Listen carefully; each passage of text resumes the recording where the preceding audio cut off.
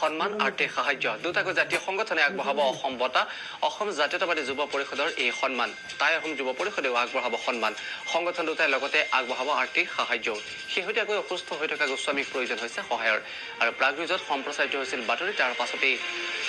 অজস্ৰজনৰ সঁহাৰি পৰিলক্ষিত হৈছে প্ৰাগনিউজত সম্প্ৰচাৰিত হোৱা বাতৰিটোৱে আমাক উৎসাহিত কৰিছে আমি 2 ডিচেম্বৰ তাৰিখে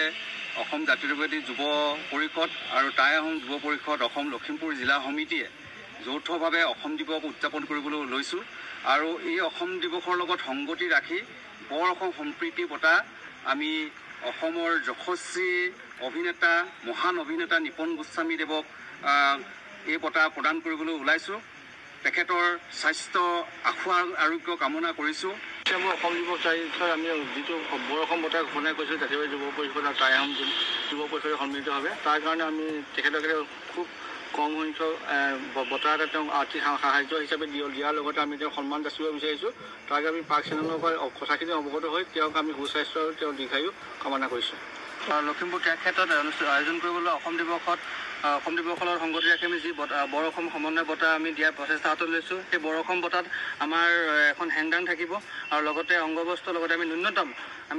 ন্যূনতম এটি